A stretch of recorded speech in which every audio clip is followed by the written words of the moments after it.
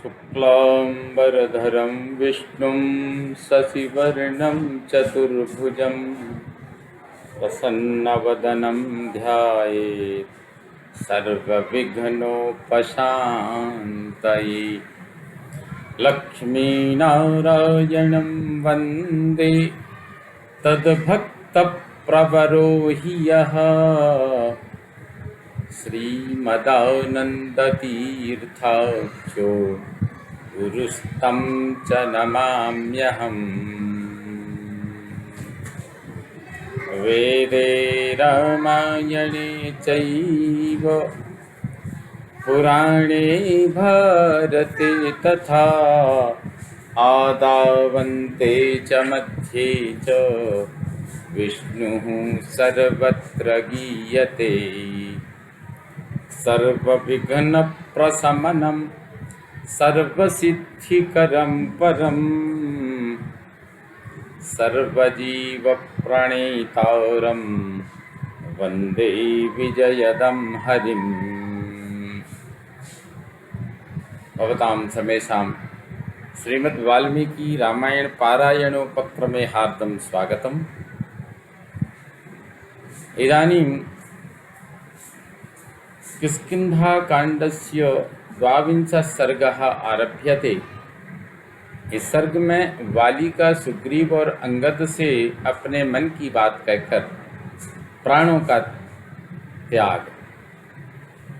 वीक्षमाणस्तु मंदासुः सर्वतो मंदमुच्छ्वसन् आदावेवतु सुग्रीवम् तदर्शानुजमग्रतः। वाली के प्राणों की गति शिथिल पड़ गई। वह धीरे धीरे ऊर्ध्व सांस लेता हुआ सब ओर देखने लगा। सबसे पहले उसने अपने सामने खड़े हुए सुग्रीव को देखा। तम प्राप्त विजयं वाली सुग्रीवं प्लवगेश्वरम् आभास्य व्यक्तया वाचा सस्नेहमिदमब्रवीत्। युद्ध में जिन्हें विजय प्राप्त हुई थी उन वानरराज सुग्रीव को संबोधित करके वाली ने बड़े स्नेह के साथ स्पष्ट वाणी में कहा। सुग्रीव दोषेण नमाम गन्तुमर्हसि किल्बिषात् कृष्यमाणं भविष्येण बुद्धिमोहेन मां बलात्। सुग्रीव, पूर्व जन्म के किसी पाप से अवश्यम भावी बुद्धि मोह ने मुझे बलपूर्वक आकृष्ट कर लिया था, इसीलिए मैं तुम्हें शत्रु समझने लगा था और इस कारण मेरे द्वारा जो तुम्हारे प्रति अपराध हुए उसके लिए तुम्हें मेरे प्रति दोष दृष्टि नहीं करनी चाहिए। युगपद विहितं तात न मन्ये सुखमावयोः सौहार्दं भ्रातृयुक्तं हि तदिदं जातमन्यथा। तात, मैं समझता हूँ हम दोनों के लिए एक साथ रहकर सुख भोगना नहीं बदा था। इसीलिए दो भाइयों में जो प्रेम होना चाहिए वह न होकर हम लोगों में उसके विपरीत वैर भाव उत्पन्न हो गया। प्रतिपद्य त्वमद्यैव राज्यमेषां वनौकशां मामप्यद्यैव गच्छन्तं विद्धि वैव स्वतक्षयम्। भाई, तुम आज ही यह वानरों का राज्य स्वीकार करो तथा मुझे अभी राम राज्य के घर जाने को तैयार तथा यह राज्य स्वीकार करके मुझे यमराज के घर जाने को तैयार समझो। जीवितं च हि राज्यं च श्रियं च विपुलां तथा प्रजहाम्येष वैतूर्णम् अहं चागर्हितं यशः। मैं अपने जीवन, राज्य, विपुल संपत्ति और प्रशंसित यश का भी तुरंत ही त्याग कर रहा हूँ। अस्यां त्वहमवस्थायां वीरवक्ष्यामि यद्वचः यद्यप्यसुकरं राजन् कर्तुमेव त्वमर्हसि। विराजन, इस अवस्था में जो कुछ कहूँगा वह यद्यपि करने में कठिन है, तथापि तुम उसे अवश्य करना। सुखार्हं सुख समृद्धं बालमेनमबालिशम्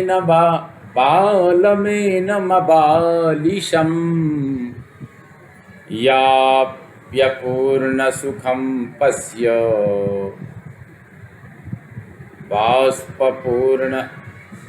बाष्पपूर्णमुखं पश्य भूमौ पतितमंगदम्। देखो, मेरा यह बेटा अंगद धरती पर पड़ा है, इसका मुंह आंसुओं से भीगा है। यह सुख में पला है और सुख भोगने के ही योग्य है। बालक होने पर भी यह मूढ़ नहीं है। मम प्राणैः प्रियतरं पुत्रमिवौरसं मया हीनमहीनार्थं सर्वतः परिपालय। यह मुझे प्राणों से भी बढ़कर प्रिय है। मेरे न रहने पर तुम इसे सगे पुत्र की भांति मानना। इसके लिए किसी भी सुख सुविधा की कमी न होने देना और सदा सब जगह इसकी रक्षा करते रहना। त्वमप्यस्य पिता दाता परित्राता च सर्वशः भयेष्वभयदश्चैव यथाहं प्लवगेश्वर। वानरराज, मेरे ही समान तुम भी इसके पिता, दाता, सब प्रकार से रक्षक और भय के अवसरों पर अभय देने वाले हो। एष तारात्मजः श्रीमांस त्वया तुल्य पराक्रमः रक्षसां च वधे तेषां अग्रतस्ते भविष्यति। तारा का यह तेजस्वी पुत्र तुम्हारे समान ही पराक्रमी है। उन राक्षसों के वध के समय यह सदा तुम्हारे आगे रहेगा। अनुरूपाणि कर्माणि विक्रम्य बलवान् रणे करिष्यत्येष तारेयस्तेजस्वी तरुणोऽंगदः। यह बलवान तेजस्वी तरुण तारा कुमार अंगद रणभूमि में पराक्रम प्रकट करते हुए अपने योग्य कर्म करेगा। सुषेण तुहिता चेयम् अर्थसूक्ष्म विनिश्चये औत्पातिके च विविधे सर्वतः परिनिष्ठिता। सुषेण की पुत्री यह तारा सूक्ष्म विषयों के निर्णय करने तथा नाना प्रकार के उत्पातों के चिन्हों को समझने में सर्वथा निपुण है। यदेषा साध्विति ब्रूयात् कार्यं तन्मुक्त संशयम् नहि तारामतं किंचित अन्यथा परिवर्तते। जिस कार्य को अच्छा बताए उसे संदेह रहित होकर करना। तारा की किसी भी संपत्ति का परिणाम उल्टा नहीं होता। राघवस्य च ते कार्यं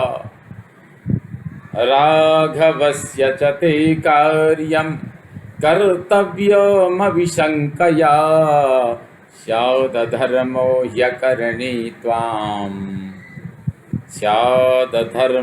ह्यकरणे त्वां च हिंस्यादमानितः।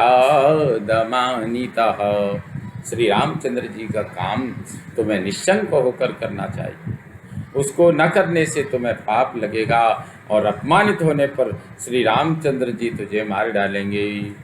इमां च मालामाधत्स्व दिव्यां सुग्रीव कांचनीं उदारा श्रीस्थिता ह्यस्यां संप्रजह्यान्मृते मयि। सुग्रीव, मेरी यह सोने की दिव्य माला तुम धारण कर लो, इसमें उदार लक्ष्मी का वास है। मेरे मर जाने पर इसकी श्री नष्ट हो जाएगी, अतः अभी से पहन लो। इत्येवमुक्तः सुग्रीवो वालिना भ्रातृसौहृदात् हर्षं त्यक्त्वा पुनर्दीनो ग्रहग्रस्त इवोडुराट। वाली ने भ्रातृ स्नेह के कारण जब ऐसी बातें कहीं, तब उसके वध के कारण जो हर्ष हुआ था उसे त्याग कर सुग्रीव फिर दुखी हो गई, मानो चंद्रमा पर ग्रहण लग गया हो। तद्वाली वचनाच्छान्तः कुर्वन् युक्तमतन्द्रितः जग्राह सोऽभ्यनुज्ञातो मालां तां चैव कांचनीं। वाली के उस वचन से सुग्रीव का वैरभाव शांत हो गया। वे सावधान होकर उचित बर्ताव करने लगे। उन्होंने भाई की आज्ञा से वह सोने की माला ग्रहण कर ली। तां मालां कांचनीं दत्त्वा दृष्ट्वा चैवात्मजं स्थितं संसिद्धः प्रेत्यभावाय स्नेहादंगदमब्रवीत्। सुग्रीव को वह सुवर्णमयी माला देने के पश्चात वाली ने मरने का निश्चय कर लिया। फिर अपने सामने खड़े हुए पुत्र अंगद की ओर देखकर स्नेह के साथ कहा, तैस कालौ भजस्वाद्य क्षममाणः प्रिया प्रिये सुख दुख सह काले सुग्रीव वसगो भव। बेटा, अब देश काल को समझो, कब और कहाँ कैसा बर्ताव करना चाहिए इसका निश्चय करके वैसा ही आचरण करो। समयानुसार प्रिय अप्रिय, सुख दुख जो कुछ आ पड़े उसको सहो। अपने हृदय में क्षमा भाव रखो और सदा सुग्रीव की आज्ञा के अधीन रहो। यथा हि त्वं महाबाहो लालितः सततं मया न तथा वर्तमानं काम सुग्रीवो बहुमन्यते। महाबाहो, सदा मेरा दुलार पाकर जिस प्रकार तुम रहते आए हो, यदि वैसा ही बर्ताव अब भी करोगे तो सुग्रीव तुम्हारा विशेष आदर नहीं करेगा। नास्यामित्रैर्गतं गच्छेत् मास्यामित्रैर्गतं गच्छेः मा शत्रुभिररिन्दम भर्तृरर्थपरो दान्तः सुग्रीवो वसगो भव। सुग्रीवो वसगो भव। शत्रु दमन अंगद, तुम इसके शत्रुओं का साथ मत दो। जो इनके मित्र ना हो उनसे भी न मिलो और अपनी इंद्रियों को वश में रखकर सदा अपने स्वामी सुग्रीव के कार्य साधन में संलग्न रहते हुए उन्हीं के अधीन रहो। न चाति प्रणयः कार्यः कर्तव्यो प्रणयश्च ते उभयं हि महादोषं तस्मात् अंतर्दृग्भव। तस्मात् अंतर्दृग्भव। तस्मादंतरदृग्भव। किसी के साथ अत्यंत प्रेम न करो और प्रेम का सर्वथा अभाव भी न होने दो, क्योंकि ये दोनों ही महान दोष हैं। अतः मध्यम स्थिति पर ही दृष्टि रखो। इत्युक्त्वाथ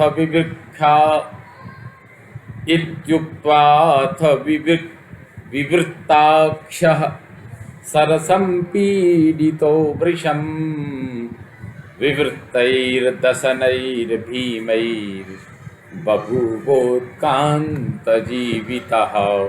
ऐसा कहकर बाण के आघात से अत्यंत घायल हुए वाली को, जो वाली की आंखें घूमने लगीं, उसके भयंकर दांत खुल गए और प्राण पखेरु उड़ गई। ततो विचुक्रुशुस्तत्र वानराः तयूथपाः परिदेवयमानास्ते सर्वे प्लवगसत्तमाः। उस समय अपने यूथपति की मृत्यु हो जाने से सभी श्रेष्ठ वानर जोर जोर से रोने और विलाप करने लगे। किष्किंधा यद्यसून्या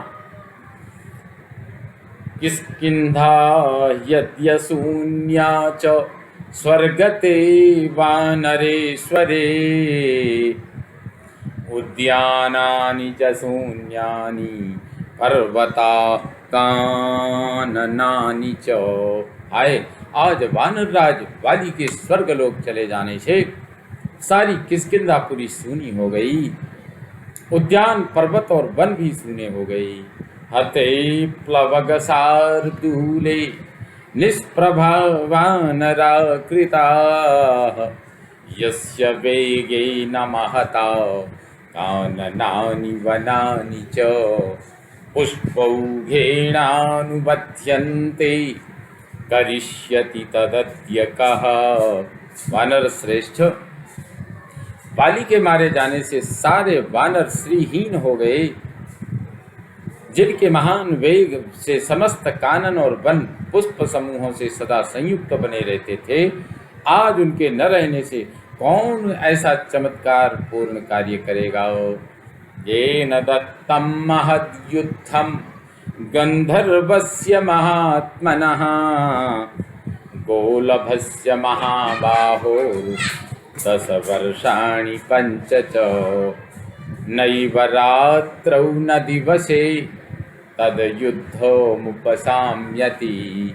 उन्होंने महामना महाबाहु गोलभ नामक गंधर्व को महान युद्ध का अवसर दिया था। वह युद्ध 15 वर्षों तक लगातार चलता रहा, न दिन में बंद होता था न रात में।